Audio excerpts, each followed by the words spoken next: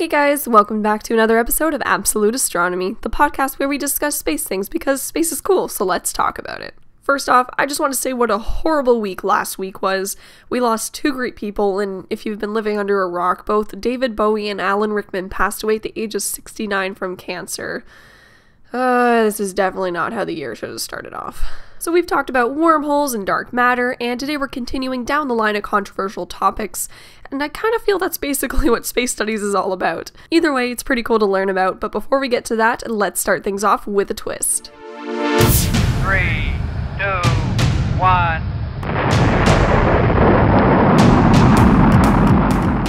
Welcome to This Week in Space Talk, where we discuss what's making headlines in the space community. The European Space Agency's Rosetta spacecraft has spotted water ice on Comet 67P, also known as the Churyumov.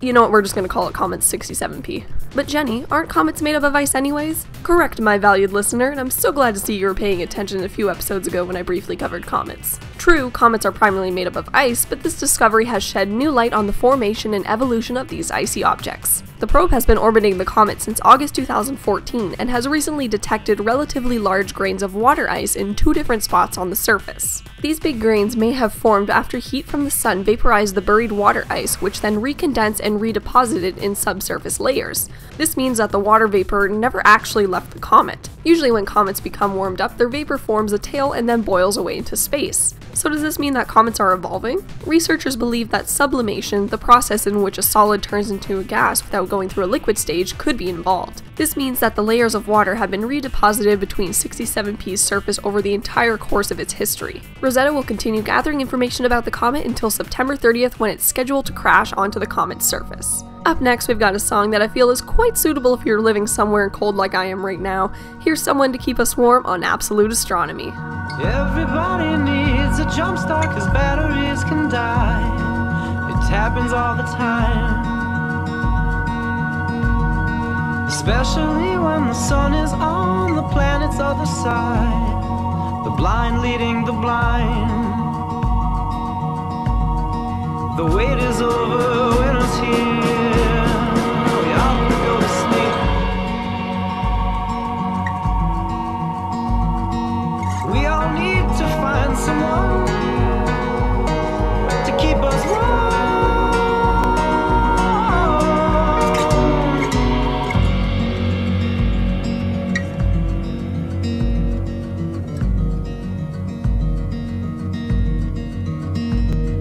To light a fire that's big enough for all the world to see, one must act selflessly. Throwing personal possessions from clothing down to rags. Don't let them burn your flag. The wait is over, now what do we do? Go back to sleep. We all need to find someone to keep us warm.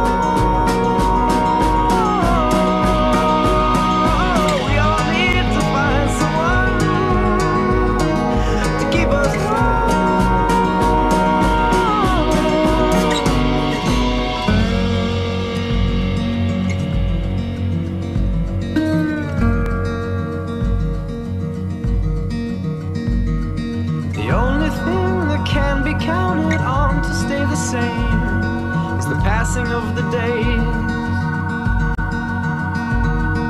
The universe will keep expanding until it just retracts, cause everything comes back. The wait is over, spring is here, nothing's changed. We all need to find someone to make us cry. Oh, we all need to find someone to make us cry. Oh, we all need to find someone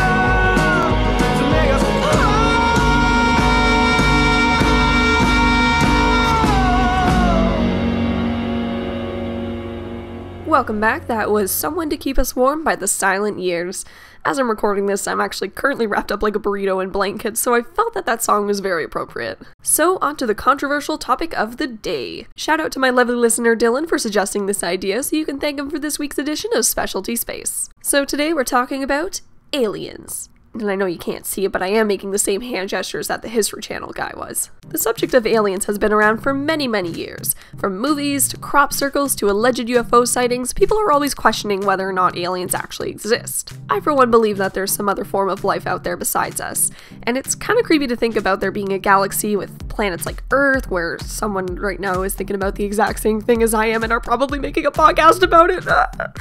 I'm freaking myself out. While the idea of alien creatures, like the kind you see in Independence Day, are controversial, today I'm actually going to be focusing a little more on extraterrestrial life in general. Although it's possible for those cartoony-looking aliens to be a thing, people tend to forget about the basics of microorganisms. Life on our planet started out as nothing more than tiny little organisms which eventually evolved into all bugs and animals and all the people that we know today. So today we're going to take a look at some possible places where there could be or might have been other life. Please note that this list will contain places we have and have not visited. First off, we have meteorites. In 1996, a group of scientists discovered microfossils on a Martian meteorite that was found in Antarctica, and they came to the conclusion that life may have existed on Mars approximately 3.6 billion years ago. Unfortunately, this mystery still remains unsolved, but if it's true, then it supports the theory of panspermia. And if you want to laugh, I highly recommend checking out the second definition of that on Urban Dictionary. Panspermia means seeds everywhere, and it's the idea that life came from outer space and that plants exchanged life at some point. Life in this case being bacteria. The second possible place of life is Jupiter's moon Europa. Scientists believe that there could be an ocean hiding beneath Europa's icy surface, one that might even contain oxygen. Researcher Richard Greenberg at the University of Arizona studied how quickly the moon's surface ice was replenished, and he estimated that enough oxygen would reach the ocean to sustain 6.6 billion pounds of microfauna. But sadly, there's no real evidence to support that the ocean even exists in the first place. Scientists also believe that there's a salty ocean under the surface of another one of Jupiter's moons. Formerly known as a dead and boring moon, Callisto was found to have a varying magnetic field which indicated currents. In 2001, an asteroid struck the moon and formed an impact basin. Typically, an impact like this would send intense shockwaves throughout the moon, but NASA's Galileo spacecraft couldn't find any evidence of this, which led them to believe that a watery ocean cushioned the blow. Going over to another planet in our solar system, we have Saturn's moon Titan. The moon lacks sunlight, which makes it a whopping minus 300 degrees Fahrenheit, but that doesn't mean that it isn't possible that life is there. NASA detected what appeared to be liquid methane on its surface in 2005, and in 2010 they announced that the moon was also harboring an unusual chemical combination of hydrogen and acetylene. If life were to be found on Titan, it means that organisms could exist under a completely different chemical environment compared to Earth. So I feel like we've covered some pretty solid ground with regards to where life could be within our own solar system, but it's time to take it a step farther. I'm talking about exoplanets, a planetary body that sits on the outside of our solar system and orbits another star. We've only been researching these planets for a couple years now, but we've already discovered a few to have organic compounds such as water, methane, and carbon dioxide. But let's go even further. The Orion Nebula, which is located 1,500 light-years away from Earth, contains lots of life-enabling chemicals. These include carbon monoxide, formaldehyde, sulfur dioxide, and so much more. And if this isn't throwing you back to high school chemistry, then I don't know what will. But let's take it even further and explore a possible theory that scientists have been working on for the past decade. A team of astronomers discovered that dying red giant stars could possibly bring back icy planets from the dead. And no, it wouldn't be a weird combination of Star Wars and The Walking Dead. When a star enters a red giant phase, it begins to expand and eventually blast off its outer layers. If these waves of planet-warming solar radiation were to pass through a moon or a planet, then the ice would melt away, which would set the stage for life to form in a flowing ocean. As I mentioned earlier, microorganisms are the start of life for all living creatures, and from the research scientists have gathered, it is possible that tons of planets are inhabiting these organisms. They just haven't started to evolve yet. Side note, did you ever mess up in high school and write orgasms instead of organisms? Or was that just me? Anyways, here's another song for you. I'll see you back here shortly on Absolute Astronomy. I see you under blue skies. I need a little sunshine. I fell into your brown eyes. I told you I was your light. No, I don't wanna talk about it. I don't wanna listen all that much. Is it falling apart? I don't wanna talk about it, I just wanna hold your hand. Oh, you know when you're alone, I'm holding on and on and on and on.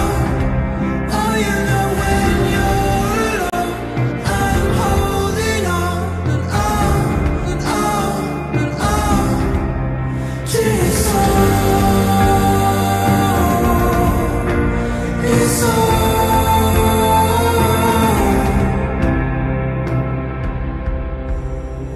So shy, you must have been so tired.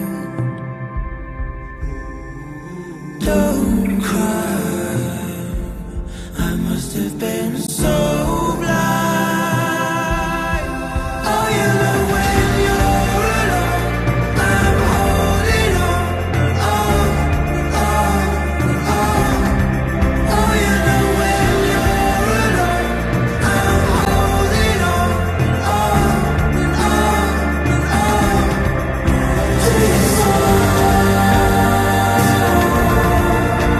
your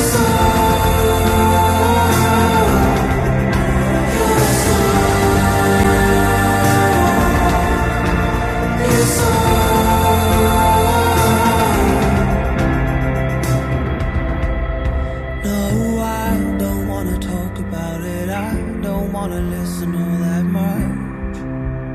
Is it falling apart? I don't wanna talk about it, I just wanna hold your hand. Oh, you know when you're alone, I'm holding on and on and on. Oh, you know when you're alone, I'm holding on and on and on to your soul, your soul, your